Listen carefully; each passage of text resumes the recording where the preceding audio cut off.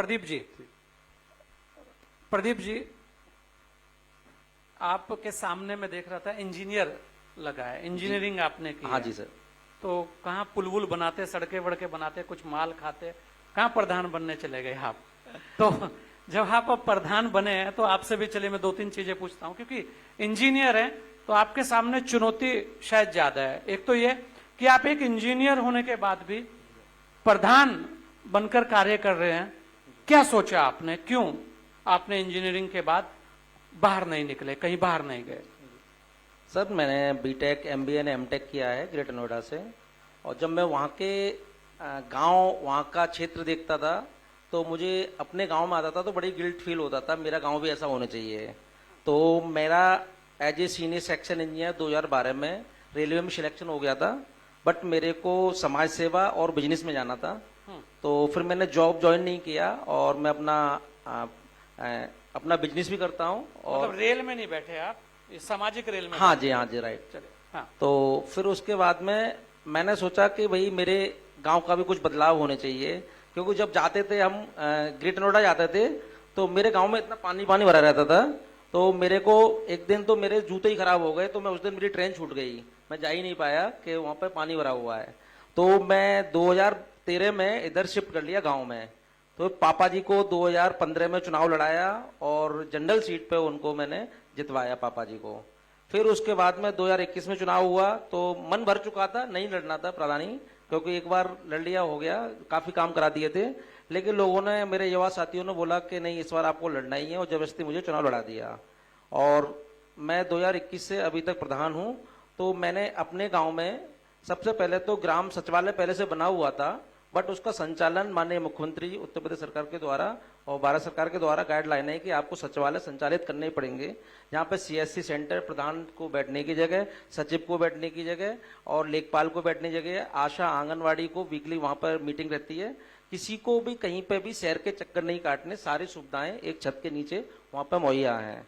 उसके बाद में जैसे हमारी बहन बेटियां, हमारा गाँव लगभग 500 मीटर अंदर है, तो जो मेन रोड है मैनपुरी रोड, तो वहाँ पे बहन बेटियों के लिए जैसे किसी को टॉयलेट लगी है कहीं, तो बड़ी दिक्कतों को सामना करना पड़ता है हमारी बहन बेटियों को।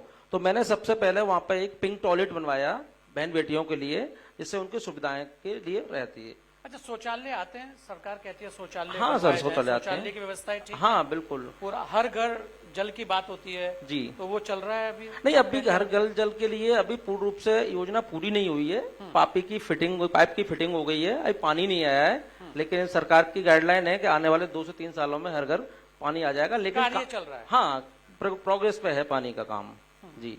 शौचालय तो मुझे लगता है 2021-22 में ही कंप्लीट हो गया था, लगभग बन ही चुके थे, जो लगभग सब पूरे हैं। हाँ, लगभग जो नई फैमिली, नए बच्चों की शादी होती है वो उनके रह जाते हैं, उनको ऑनलाइन अप्लाई करा के उनको सीधे उनके खाते में पैसा जाता है। अच्छा, आवास की क्या स्थिति है प्रधान? आवास की स्थिति ठीक है, जिनको जरूरत है उनको मिल रही है समय के साथ में आवास जी। मिल रहे हैं आवास? हाँ मिल रहे हैं जी। प्रधानमंत्री आवास भी? हाँ, प्रधानमंत्री आवास भी मिल रहे हैं, माननीय मुख्यमंत्री आवास भी मिल रहे हैं। उसमें विशेषकर विकलांग लोगों के लिए, अति गरीब हैं उनके लिए अलग से आवास आते हैं। अच्छा, अभी आपको क्या लगता है स्कूल की व्यवस्था, चिकित्सा व्यवस्था कैसी है आपके यहाँ पे? मेरे हिसाब से तो ठीक है, क्योंकि मेरे यहाँ जो उप स्वास्थ्य केंद्र है पहले संचालित नहीं था, अभी संचालित है। पर नहीं सर, ऐसा नहीं है मेरे यहाँ सर। आप भी रैंडमली किसी दिन चले जाएंगे, 40 से 50 पर डे ओपीडीज होती हैं पर डे। और उसके लिए वहां से सचिव थे जो स्वास्थ्य विभाग में, डॉक्टर हीरालाल जी, उन्होंने अचानक विजिट भी किया था। तो वहां पे हमारे यहाँ जो महिलाएं, हमारे यहाँ 4 से 5 किलोमीटर शिकोवाद है हमारे गांव से, और आराम हमारा सीएससी पड़ता है, तो वहां पे लगभग 7-8 किलोमीटर वो है। तो महिलाओं को, गर्भवती महिलाओं को बच्चा पैदा कराने के लिए उधर जाना पड़ता था। लेकिन डॉक्टर साहब ने, हमारे यहाँ पे इतनी अच्छी टीम काम करती है, वहां पे हमारे लिए महिलाओं के प्रसव की भी सुविधा उपलब्ध करा दी है। वहां पे हमारे यहाँ डिलीवरियां भी होती है महिलाओं की किसी भी टाइम। वहां पर जो हमारे ANM बहन जी हैं और जो होते नहीं है, जो क्या नाम है, जो आशा कार्यकर्ता, आशा, ये सब लोगों की टीम रहती है 24 घंटा। तो वहाँ पे हमारे जो प्रसव की व्यवस्था है, वहाँ किसी भी टाइम डिलीवरी हो सकती है। अच्छा, एक चीज बताइए जी। जैसे सूबेदार जी ने कहा कि इनका तो नाम ही सूबेदार है, तो झगड़े वगड़े निपटा लेते हैं अपने यहाँ पे, कोई वो नहीं। क्या स्थिति है कानून व्यवस्था की? अगर हम नहीं, आपके कानून यहाँ की व्यवस्था बात की बहुत अच्छी स्थिति सर। महिलाओं की छेड़छाड़ का मामला तो मेरे पिछले 10-11 साल के मामले में कोई भी नहीं आया है। अभी एक रेयर केस हुआ था, एक छोटी बच्ची थी, उसके साथ गलत हुआ तो उसको कानून ने अपने हिसाब से जेल भेज दिया। बाकी का एक केस के अलावा पिछले 11 सालों में हमारे यहाँ नहीं आ पाया है। और बाहर रही गुंडागर्दी की, तो इस सरकार में मुझे लगता है बहुत अच्छी कानून व्यवस्था है। कानून व्यवस्था हाँ, से बहुत चल अच्छी रही है।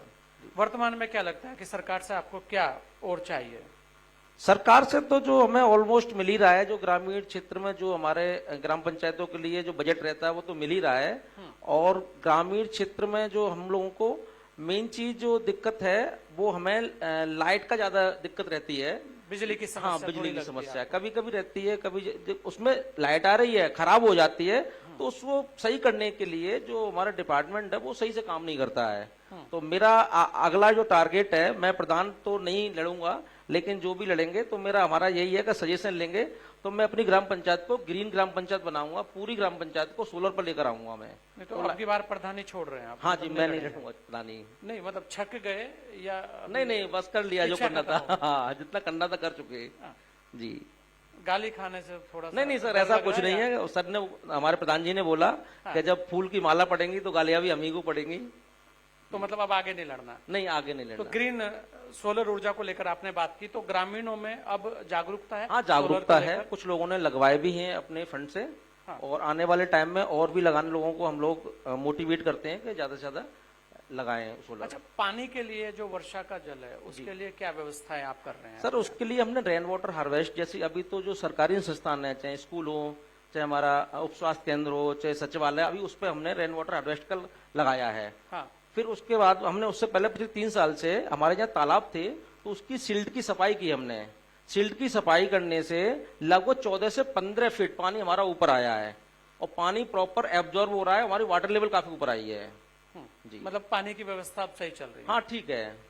क्या मांगेंगे अगर सरकार से कोई महत्वपूर्ण चीज आपको लगती है? मैं तो इस मंच के माध्यम से, आपके चैनल के माध्यम से सरकार से, माननीय मुख्यमंत्री, माननीय प्रधानमंत्री जी से यही मांग करूंगा कि ऐसा कानून बनाए कि पानी की बर्बादी ना हो। गांव में मैं देख रहा हूं पानी की बर्बादियां हद से ज्यादा हैं। ऐसा लगता है ट्यूबवेल चल रहा है और आने वाला भविष्य हमारा पानी के लिए बहुत हमें सतर्क रहने पड़ेगा। तो इसके लिए सख्त से सख्त कानून बनने चाहिए कि अगर आपने 1 लीटर भी पानी खर्च फालतू किया तो उसमें पेनल्टी होनी चाहिए, क्योंकि गांव का प्रधान नहीं रोक सकता है। ये हमारी बड़ी सरकार बैठी, केंद्र में हो चाहे प्रदेश में हो, वो सरकार ही हमें इसके लिए कानून बना के हम लोगों के बीच में इससे पाबंदी लगा सकती है। अच्छा, किसानों की वर्तमान स्थिति को आप कैसे देखते हैं अपने यहाँ के, अगर हम बात करें? किसानों की वर्तमान स्थिति पहले से काफी बेटर है और लोगों को जो प्रधानमंत्री सम्मान निधि मिलती है उससे काफी लोगों को मदद मिलती है, हमारे किसानों को। और साथ ही साथ हमारे जो प्रधानमंत्री जी कहते हैं कि आय दुगनी करना, मैं सर खुद ही किसान हूँ, किसान का बेटा हूँ, तो मैं फार्मिंग कराता हूँ, मैं पिग फार्मिंग कराता हूँ। सर, जो हमारी ट्रेडिशनल खेती है, गेहूं, मक्का, चावल, आलू, उससे हमें हटके काम करना होगा। चाहे एनिमल हस्बेंड्री में जाएं, चाहे हम प्रोसेस करें, तो उसमें मैं ये नहीं कहता 2 गुना होगा, मैं तो कहता हूँ 10 गुना हमने अपनी इनकम दुगनी की है। क्योंकि सर मेरे पापा 8 से 10 लाख रुपए कमाते थे जो ट्रेडिशनल खेती थी, गेहूं, मक्का, चावल, धान से, आलू से। आज उसी खेती से मैं कम से कम 40 से 50 लाख रुपए कमाता हूँ साल का। ये पिग फार्मिंग, फिश फार्मिंग, इस चीज से। मतलब आपको लगता है कि बदलाव हो रहा है? बदलाव 100% हो रहा है, लेकिन उसके लिए काम हमें ही करना पड़ेगा। सरकार की योजनाएं होती हैं, हमारे लिए होती हैं, जब हम उसका फायदा ही नहीं ले पाएंगे तो फिर हमें फायदा कहाँ से मिलेगा? जो लोग काम नहीं कर पाते हैं वो सरकार को दोष देते हैं। जी। मतलब आपको लगता है कि जो सरकार की योजनाएं हैं अगर उनका लाभ लिया जाए तो वर्तमान में आपको लाभ मिलता दिख रहा है? हाँ, 100% मिल रहा है और पहले से बेटर हुआ है। सीधे आपके डीबीटी के माध्यम से खाते में पैसे जाता है, बीच के बिचौलिया बिल्कुल खत्म हो गए हैं। अभी आप संतुष्ट हैं अपने? हाँ, मैं तो संतुष्ट हूँ सर अपना। किसान भी संतुष्ट हैं? जी, आपके यहाँ?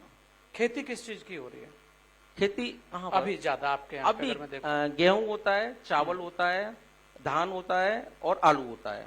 आलू होता है जी। सबकी व्यवस्था ठीक है? सरकार पे हाँ, ठीक है, चला जाता है सब जी लोग? जी। चलिए, ये बड़ी चीज है।